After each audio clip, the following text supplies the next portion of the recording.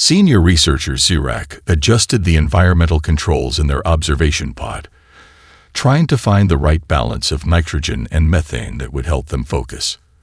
The curved windows of the Jupiter Embassy Station offered a spectacular view of the gas giant's swirling storms, but Zirak's 4 eyes were fixed on the holographic displays showing live feeds from Mars. Fascinating, they whispered, recording another note as they watched the humans work.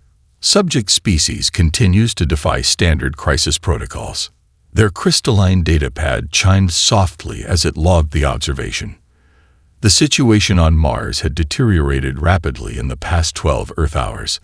A massive solar flare, far more intense than predicted, had compromised the atmospheric processors in 3 major habitats. According to every galactic standardized response manual, the only logical course of action was immediate evacuation. Yet the humans weren't evacuating. Zirak's superior, Research Director Valve, materialized in the observation pod through quantum projection. Your preliminary reports are causing quite a stir at the Institute, junior researcher. The Council is particularly interested in your notes about their response methods. Director, I believe we may need to revise our understanding of efficient problem-solving. Zirak replied, gesturing to the screens. Look at how they're approaching this crisis. It appears chaotic, even random. But I'm detecting patterns I've never seen before. On the main display, a team of engineers was setting up what appeared to be a musical instrument next to their atmospheric monitoring equipment. In another habitat, a group was creating physical models using materials that had nothing to do with atmospheric processing. A third team had brought in experts in deep-sea marine biology. They're not following any of the established protocols, Valve observed, their tone carrying a note of disapproval. This approach wastes valuable resources and time. Zirak zoomed in on one of the feeds, where a human engineer was explaining something to their team using hand-drawn sketches rather than precise holographic models. Yet their historical records show this methodology has produced remarkable results in the past. I've been studying their archives. They solved some of their most complex planetary challenges using similar approaches. A sudden alert drew their attention to Habitat 2. The atmospheric readings had taken another dive, and the humans' expressions grew more serious. Zirak expected them to finally call for evacuation. Instead, they watched in amazement as the humans began rearranging their teams, pulling in people from completely unrelated departments. Director, Zirak said, their voice quiet with realization, I don't believe their approach is chaotic at all. They're not just trying to solve the immediate problem. They're simultaneously exploring multiple solution paths while gathering data about the failure itself. It's like watching a quantum computer explore all possibilities at once, but organic. Valve's projected form shifted colors slightly, indicating deep thought. Continue your observations, junior researcher.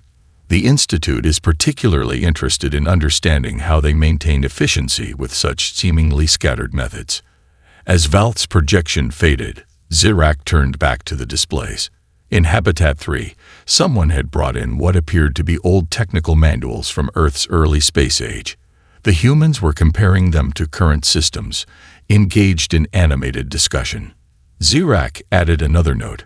Human problem-solving appears to incorporate temporal elements, freely moving between historical solutions and future possibilities. Standard efficiency metrics may be inadequate for measuring their methodology. A cheer from one of the habitats caught their attention. A maintenance worker, overlooked in the initial response teams, had made an observation about the atmospheric processor's behavior that none of the specialists had noticed. Instead of dismissing the observation due to the worker's lack of credentials, the engineers immediately began incorporating it into their analysis. Zirak felt their data crystalline pad warm up as it struggled to process the speed of their note. Maria Chen, lead engineer of Mars Habitat 1, gestured at the holographic display while Zirak observed from their quantum-linked monitoring station. The atmospheric processors aren't just malfunctioning. She explained to her team, they're doing something entirely new. We need to stop thinking like engineers for a moment. Zirac sensors detected increased heart rates and stress markers among the human team, yet their cognitive functions remained remarkably stable. Even more intriguing was how their problem-solving efficiency seemed to increase under pressure. "What if we look at it like a living system?" suggested Dr. James Rodriguez, a marine biologist who had no business being in an atmospheric engineering crisis, according to standard galactic protocols. "The behavior reminds me of deep-sea pressure systems." Sarah Collins, a maintenance worker who had spent 15 years cleaning the processor housings, raised her hand hesitantly. "The sound's different," she said, causing Zirac to lean forward in their observation pod. "When I'm doing my rounds, these units usually hum at a specific pitch. Since the solar flare, they're vibrating at a lower frequency." Instead of dismissing her observation as irrelevant, the engineering team immediately began recalibrating their instruments to measure acoustic variations. Zirac added another note to their crystalline pad. "Humans appear to value experiential data equally with theoretical knowledge." The quantum communicator chimed, and Director Valth's image appeared again. "Junior researcher, the Institute is expressing concerns about your latest reports. You're suggesting we revise centuries of established problem-solving methodology based on observations of a single species." Before Zirac could respond, a commotion erupted on the main screen. Sarah Collins had brought in old maintenance logs dating back to the first Mars colonies. "Look at these vibration patterns," she said, spreading paper documents across a table. "They'd match what we're seeing now, but on a smaller scale." Dr. Rodriguez grabbed one of the papers. "These oscillation patterns, they're almost identical to deep-sea pressure waves near hydrothermal vents." The engineering team huddled around the documents, their excitement palpable even through the quantum feed. "Director," Zirac said, their voice steady despite their growing excitement, "they're not just breaking our rules of logic, they're revealing their own logical framework that we've been too rigid to see." On the screen, Maria Chen had begun creating a three-dimensional model incorporating both the maintenance logs data and the marine pressure patterns. The holographic display flickered as it struggled to merge such disparate data sets. "This is highly irregular," Valth commented, watching as humans from different specialties began contributing to the model. "Their approach defies all established principles of efficient problem-solving." A young engineer connected his musical synthesizer to the atmospheric monitoring equipment, using it to reproduce the processor's current harmonics. The sound filled the habitat, and Sarah Collins immediately pointed to a specific frequency. "There, that's the exact note." Zirac's observation pod hummed with activity as multiple holographic displays tracked different human teams across the Mars habitats. The researcher had abandoned their traditional single-focus observation method, inspired by the human's parallel processing approach. "Your latest reports are causing quite a stir at the Institute." Director Valth's quantum projection appeared without warning, particularly your analysis of their historical research methods. On the main screen, Dr. Elena Rossi, an archaeological engineer, was presenting data from ancient Roman aqueducts to the Mars engineering team. "The Romans faced similar pressure distribution challenges," she explained, manipulating a holographic model of an ancient water system. "They solved it using architectural principles we still don't fully understand." Zirac's sensory tendrils quivered with excitement. "Director, observe how they instinctively seek patterns across their entire species history. They're not just solving a current problem. They're engaging with their collective knowledge across time." In Habitat 2, the marine biology team led by Dr. Rodriguez had constructed a primitive but effective simulation using actual water tanks. "The pressure waves we're seeing in the atmospheric processors," he explained, pointing to swirling patterns in the tank, "mirror deep-sea thermal vent behaviors almost exactly." Maria Chen's voice came through from Habitat 1. "Cross-reference those water patterns with the acoustic signatures we recorded yesterday." The holographic displays merge, showing an overlay of sound waves and water currents that made Zirac's four eyes widen in surprise. "The patterns," they whispered, quickly recording their observation. What appeared random yesterday is revealing an underlying structure. The humans aren't just working in parallel. They're weaving a complex solution tapestry. Sarah Collins, the maintenance worker who had noticed the sound changes, was now working with a quantum physicist to analyze the processor's vibration patterns. The unlikely pair had discovered something remarkable. The solar flare had somehow altered the quantum state of certain processor components. "Look at this harmonic resonance." Sarah pointed to a display showing overlapped wave patterns. "It's like the processors are trying to match a frequency we can't detect yet." Zirak added another note. "Humans excel at finding connections between seemingly unrelated phenomena. Their pattern recognition abilities appear to operate on multiple levels simultaneously." The quantum physicist, Dr. Marcus Wong, adjusted his calculations based on Sarah's observations. "If we combine the Roman pressure distribution principles with quantum harmonic theory," his voice trailed off as new data filled the screens. "Impossible." Valve's projection flickered with agitation. "They're attempting to merge ancient architectural principles with quantum mechanics. This defies all established scientific protocols." Yet on the screens, the merged data began forming coherent patterns. Bellina Rossi's ancient Roman models, when viewed through the lens of quantum harmonics, revealed surprising similarities to the atmospheric processor's behavior. "It's like they're dancing," Sarah said, watching the wave patterns pulse across the display. "The processors, the pressure waves, the quantum states, they're all moving to the same rhythm." Zirak's notes became more excited. "Humans appear to possess an innate ability to recognize patterns across vast scales of time and complexity. Their seemingly chaotic approach allows them to discover connections that more structured methodologies might miss." Maria Chen called for attention across all habitats. "We're seeing something unprecedented here," she announced, her voice carrying both excitement and concern. "The processors aren't malfunctioning. They're evolving." The solar flare triggered some kind of quantum-level adaptation. The teams across all three habitats fell silent as they processed this revelation. Then, in a burst of activity that Zirak now recognized as typically human, they began attacking the problem from this new angle, seamlessly incorporating their previous discoveries into the evolving solution. "Director," Zirak said, their voice firm despite Valve's obvious skepticism, "I believe we're witnessing not just problem-solving, but the emergence of a new form of scientific methodology. The humans aren't just finding patterns, they're teaching us how to see them." As the Martian day continued, Zirak watched the humans weave their disparate threads of knowledge into an increasingly complex but coherent picture.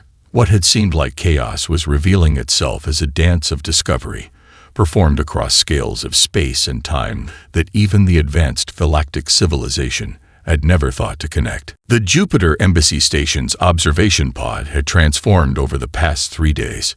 Zirak had reconfigured the displays to mimic the humans' multi-layered approach, with data streams flowing in patterns that would have seemed chaotic just days ago. "They're bringing in a composer now," Zirak reported to their crystalline pad, watching as Dr. Sophia Patel, a quantum physicist turned musical theorist, set up complex audio equipment in Habitat 1. Most intriguing is how no one questions these seemingly tangential additions to the team. On the main screen, Dr. Patel worked with Sarah Collins, translating the atmospheric processor's frequencies into musical notation. "These patterns," Sophia explained, her hands moving through the holographic sound waves, "they're not random. There's a mathematical progression here, similar to what we see in quantum harmonic oscillations." Maria Chen and her engineering team gathered around the acoustic modeling station. "Can you convert the processor's current state into an audible symphony?" she asked, her eyes fixed on the data streams. "A symphony?" Valve's quantum projection appeared, radiating skepticism. "Junior researcher, surely you can't support this departure from scientific methodology." Before Zirak could respond, the habitat filled with a complex harmony of sounds. The atmospheric processor's frequencies, translated into audible tones, created an ethereal melody that made Zirak's sensory tendrils vibrate in resonance. "There's your baseline," Sophia announced, adjusting the controls. "Now listen to how it changed after the solar flare." The melody shifted, becoming deeper, more complex. Sarah Collins nodded in recognition. This was the change she'd first noticed. Dr. Rodriguez burst into the habitat, his deep-sea pressure data ready to share. "Convert my wave patterns to audio," he suggested, excitement clear in his voice. Sophia quickly incorporated the new data, and a third layer of harmony joined the growing symphony. "Remarkable," Zirak whispered, adding to their notes. "They're using music as both a diagnostic tool and a method of data visualization. The complexity of their solution mirrors the complexity of the problem itself." In Habitat 2, Elena Rossi had created a virtual reality simulation of the Roman aqueduct systems. "We need to add the acoustic data to the model," she called out. "I think I see how the ancient architects accounted for harmonic resonance in their pressure distribution systems." The teams worked to merge the audio data with the virtual reality model. As they did, Dr. Marcus Wong's quantum calculations began showing unexpected correlations. "The quantum states are responding to specific frequencies," he announced, his voice tight with excitement. "Director," Zirak said, their 4 eyes fixed on the displays. "They're not just solving the problem, they're composing a solution. Each seemingly unrelated element adds another layer to their understanding." The Habitat speakers now played a complex symphony of data: atmospheric frequencies, pressure waves, quantum oscillations, and ancient architectural principles, all translated into interwoven melodies. Sarah Collins moved through the sound field, her maintenance experience letting her identify subtle variations that others might miss. "There," she pointed to a particular harmonic pattern. "That's what the processors are trying to achieve. They're attempting to match this resonance state." Maria Chen quickly ran the calculations. "If we adjust the quantum field generators to support this frequency..." She paused, looking at the potential results. "It could work. Instead of fighting the processor's evolution, we could help guide it." Zirak's notes became more rapid. "Humans demonstrate remarkable ability to transform complex problems into alternative representational forms, allowing for new perspectives and solutions to emerge." The combined teams began fine-tuning their solution, adjusting quantum fields based on musical harmonies derived from deep-sea pressure waves and ancient Roman engineering principles. It was unlike anything in the Galactic Science Council's archives. "Listen," Sophia said suddenly, her hand raised for silence. The processor's actual frequencies had shifted, almost imperceptibly, moving closer to the target harmony they'd identified. "It's working," Sarah whispered, her years of experience hearing the subtle change. "The processors are responding to our adjustments." Valth's projection had fallen silent, observing as the humans orchestrated their unprecedented solution. Zirak added a final note for the day. "Perhaps the true brilliance of human problem-solving lies not in finding the right answer, but in finding new ways to ask the question." The symphony of solutions continued to play through the Martian night, a testament to humanity's unique approach to understanding the universe's complexities. The observation pod's displays now resembled an artist's studio more than a scientific monitoring station. Zirak had adapted their equipment to track what they termed human intuitive data processing, though Director Valth insisted on calling it experimental methodology. "The humans have moved to full virtual reality immersion," Zirak noted as they watched Maria Chen's team don neural interface headsets. The engineers were no longer content to observe their data. They wanted to walk through it. Dr. Sophia Patel's musical interpretation of the processor frequencies now filled a virtual space where engineers could physically move through sound waves. "Watch how the harmonic patterns flow," she guided them, her avatar pointing to streams of colored light representing different datasets. Sarah Collins, whose initial observation had started them on this path, moved through the virtual space with surprising grace. "These patterns," she said, reaching out to touch a floating strand of light, "they remind me of my daughter's string art projects." "String art?" Dr. Marcus Wong's avatar turned sharply. "Could you elaborate?" Zirak leaned forward as Sarah described her daughter's hobby of creating complex geometric patterns using strings and pins. "The processor's quantum states," Marcus mused, "they could be mapping similar geometric patterns at the subatomic level." Junior researcher, Valth's projection appeared. "Surely you're not suggesting they're basing quantum mechanical solutions on a child's craft project." But on the main display, Dr. Wong was already converting his quantum data into a virtual string art installation. The resulting pattern matched the processor's behavior with stunning accuracy. "Look at this," Alina Rossi called from her Roman engineering simulation. "The ancient aqueduct flow patterns. They form nearly identical geometric shapes." Zirak's notes flew rapidly. "Humans show remarkable ability to translate complex data across different sensory and conceptual frameworks. Their children's recreational activities often mirror fundamental universal patterns." Dr. Rodriguez had joined the virtual space, adding his deep-sea pressure data to the growing geometric display. "It's like a dance," he said, watching the patterns shift and flow.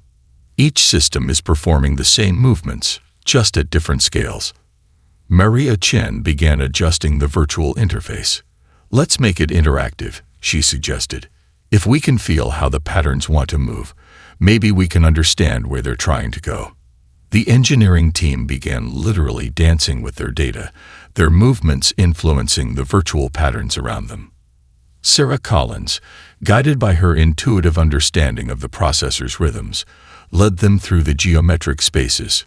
"Fascinating," Zirak whispered, adding another note. "They've transformed analytical observation into a form of kinesthetic learning. The boundary between researcher and research is dissolving." In the virtual space, Dr. Patel's symphony played as visual patterns while the team moved through them, adjusting variables through gesture and movement. Suddenly, Sarah stopped. "There," she said, pointing to a particular configuration. "That feels right." Dr. Wong quickly analyzed the pattern she'd indicated. "The quantum harmonics. They're perfectly aligned at this point. This could be the stable state the processors are trying to achieve." "Director," Zirak said, their voice filled with quiet amazement. "They're not just solving the problem. They're learning to speak its language." Valth's projection wavered slightly. "This is unprecedented.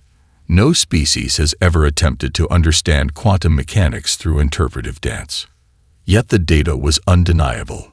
The virtual reality interface, combining music, geometry, and movement, had revealed patterns that traditional analysis had missed.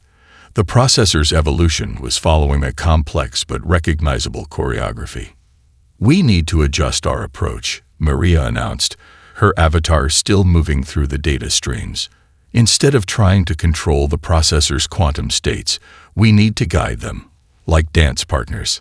Zirak added to their notes, "Humans possess unique ability to transform abstract data into physical experience, allowing for intuitive understanding of complex systems."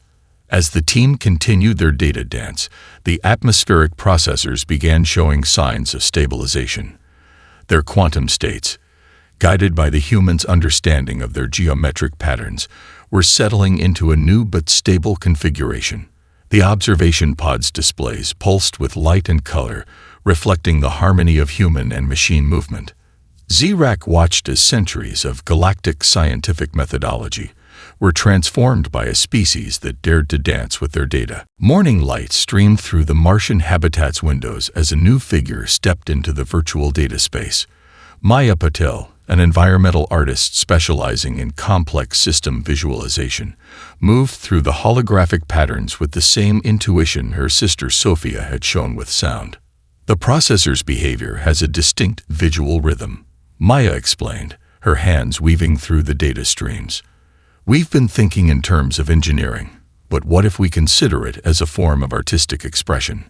Zirak watched from their observation pod, noting how the other researchers paused their work to observe Maya's interpretation.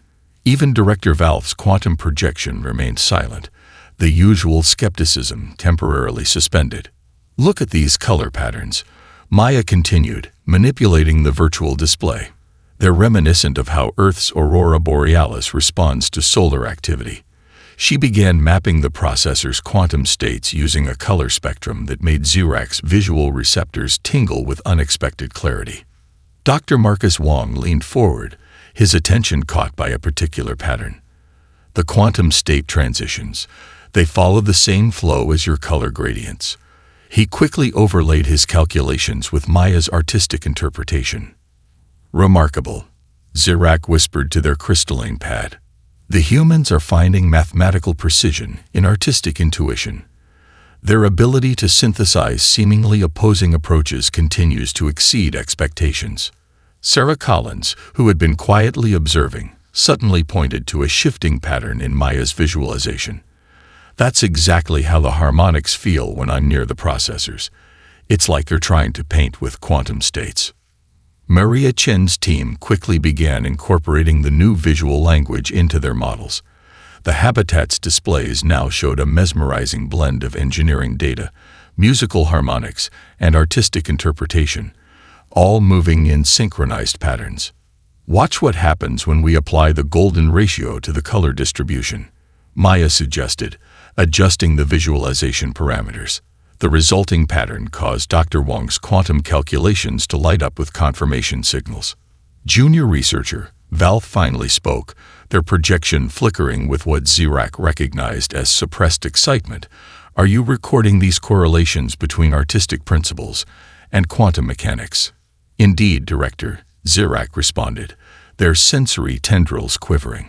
"The humans appear to have discovered a universal language that bridges scientific precision and artistic intuition." In the virtual space, Maya had begun creating what she called a quantum artwork, a visual representation of the processor's desired state.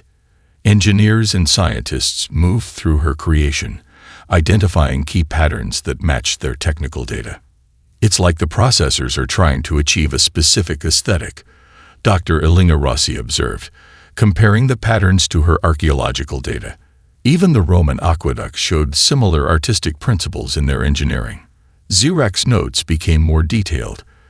"Humans demonstrate remarkable ability to recognize fundamental patterns across different fields of knowledge. Their artistic intuition appears to access deep universal truths that pure logic might miss." Dr. Sophia Patel began aligning her harmonic frequencies with Maya's color patterns, creating a synchronized audio-visual representation of the processor's quantum states. The combined effect made complex data relationships immediately apparent. There, Maria Chen pointed to a particular pattern combination. "That's our target state. The processors aren't malfunctioning. They're trying to achieve a more elegant configuration."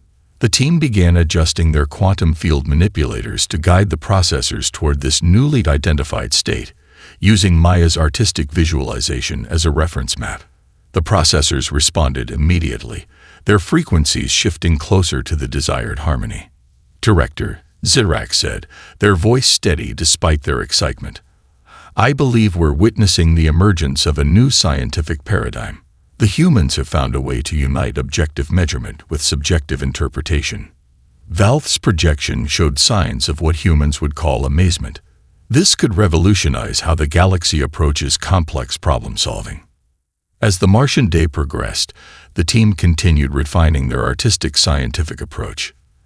The atmospheric processors, guided by this unique combination of precision and intuition, began stabilizing in ways that pure engineering solutions hadn't achieved. Zirac added a final note. "Perhaps the greatest achievement of human problem-solving is not finding the answer, but discovering new ways to perceive the question. They show us that truth can be both measured and felt, calculated and created." The observation pod's displays now pulse with a harmony of art and science, a testament to humanity's unique ability to find unity in apparent opposition. The observation pod's displays had evolved into something unprecedented in galactic scientific history. Zirac watched as streams of data flowed through multiple dimensions, each layer representing a different aspect of human problem-solving methodology. The final integration phase has begun, Zidrak reported, their sensory tendrils vibrating with anticipation. In Habitat 1, the combined teams had gathered for what Maria Chen called the grand synthesis. Maya's artistic visualizations floated alongside Sophia's harmonic patterns, while Dr. Wang's quantum calculations created a mathematical framework that somehow encompassed both. Sarah Collins moved through the virtual space, her experienced senses attuned to the processor's rhythms. "It's all connected," Maria announced, standing in the center of the holographic display. "Every approach we've tried has revealed a different facet of the same solution. Now we need to weave them together." Director Valth's projection appeared, accompanied by 3 members of the Galactic Science Council. "Show us," they commanded simply, their collective attention focused on the human team. Dr. Rodriguez began overlaying his deep-sea pressure data with the quantum harmonics. "The processors are mimicking natural systems," he explained, "but at a quantum level. They're trying to achieve the same kind of dynamic stability we see in ocean currents." Elena Rossi stepped forward, adding her archaeological models to the mix. "And they're using principles that ancient human engineers understood intuitively. The Roman aqueducts achieved quantum-level stability without even knowing what quantum mechanics was." Zirak's notes flew rapidly. "Humans demonstrate unprecedented ability to synthesize knowledge across temporal, disciplinary, and conceptual boundaries. Their solution transcends traditional problem-solving paradigms." Maya and Sophia worked in tandem, their art and music creating a framework that made complex data relationships immediately apparent. "The processors aren't malfunctioning," Sophia explained. "They're composing a new kind of harmony." Sarah Collins pointed to a particular convergence of patterns. That's the sweet spot. All our different approaches are showing us the same thing, just in different languages." Maria Chen began implementing the final adjustments to the quantum field generators. "We're not going to force the processors back to their original state," she explained to the watching council members. "We're going to help them achieve the new stability they're seeking." The habitats displays showed multiple data streams converging. Pressure waves, quantum states, harmonic frequencies, and artistic patterns, all flowing toward a single point of harmony. The processor's rhythms began to shift, their frequencies aligning with the team's guidance. "Remarkable," one council member whispered, breaking protocol. "They've transformed a technical malfunction into an evolutionary leap." Zirak added another note. "Human problem-solving transcends mere functionality. They seek elegance in their solutions, a harmony that reflects deeper universal patterns." The integration continued as the team fine-tuned their approach. Each adjustment was simultaneously technical and intuitive, precise and artistic. The processors responded, their quantum states settling into a new configuration that was both stable and more advanced than their original programming. The solar flare, Dr. Wang realized, watching the data patterns stabilize, it didn't damage the processors, it gave them an opportunity to evolve. We just needed to understand their new language.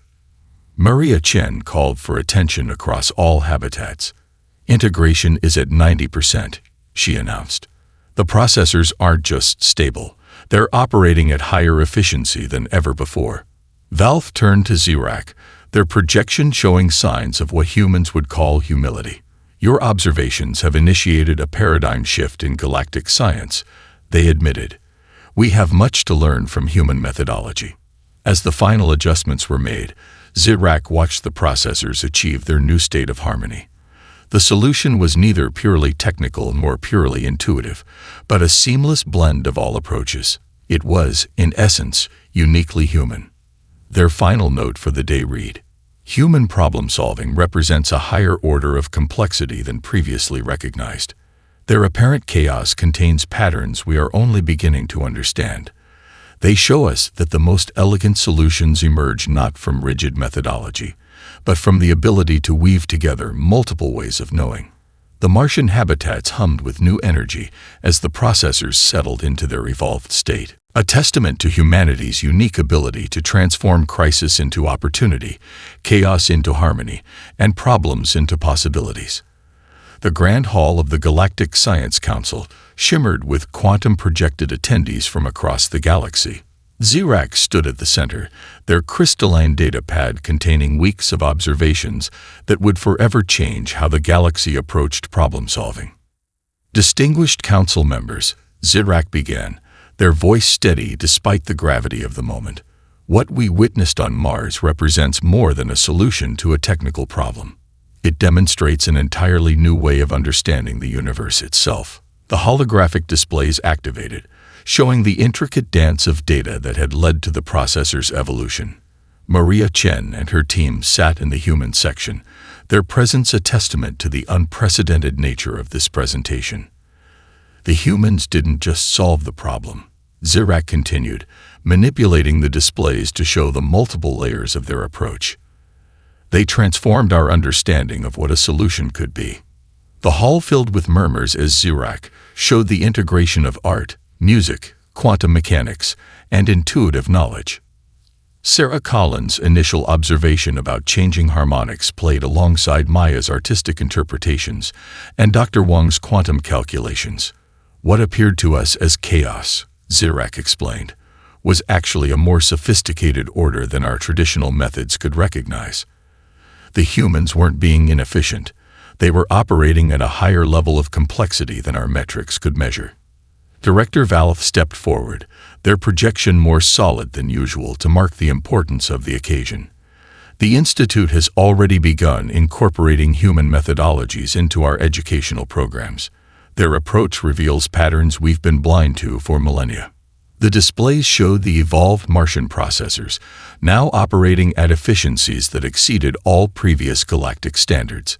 But perhaps most remarkable, Zirac noted, is that the humans consider this just the beginning. They're already applying these integrated methods to other challenges. Maria Chen rose to address the council, her holographic form shimmering slightly. What we learned from the processors has applications far beyond engineering, she explained. We're discovering that this integration of technical precision and intuitive understanding reveals new solutions across all fields of study. The council chambers resonated with discussion as scientists from across the galaxy recognized the implications. Zirac displayed their final analysis, a complex web showing how human problem-solving methods could transform everything from quantum physics to planetary engineering. We propose, Zirac announced, the establishment of the first Interspecies Innovation Institute, headquartered on Earth, a place where different species can learn from and build upon the human approach to complexity. The council's primary speaker raised all four appendages in the traditional gesture of approval. Your proposal is accepted, junior researcher Zirac. Though perhaps junior no longer applies. You will head this new institute. Zirac's sensory tendrils quivered with surprise and honor. With respect, Speaker, I request instead to be enrolled as its first student. We have much to learn from our human colleagues. The presentation concluded with a demonstration of the new problem-solving methodology, as teams across the galaxy began applying the integrated approach to their own challenges. The results were immediate and unprecedented. Sarah Collins, still somewhat amazed to be addressing the Galactic Science Council, shared a final observation. The most important thing we learned, she said, her voice carrying clearly through the quantum projection, is that every perspective adds value to understanding. The universe speaks in many languages. We just need to learn to listen to them all. Zirac added their final research note as the council session concluded. Human problem-solving reveals that the greatest discoveries come not from choosing between different ways of knowing, but from finding ways to weave them together. They show us that the truest understanding emerges from the harmony of all perspectives. The Grand Hall slowly emptied, but the excitement remained palpable. Across the galaxy, research teams began reorganizing their approaches, incorporating art with science, intuition with precision, experience with theory. Maria Chen approached Zirac's projection as the session ended. "Ready for your first day of school?" she asked with a smile. Zirac's sensory tendrils rippled with anticipation. "Indeed. Though I suspect we'll all be both teachers and students in this new venture." As the quantum projections faded, a new chapter in galactic science began, one that would transform not just how problems were solved, but how the universe itself was understood. The humans had shown them that the most profound answers often lie not in the solution itself, but in the way it is sought.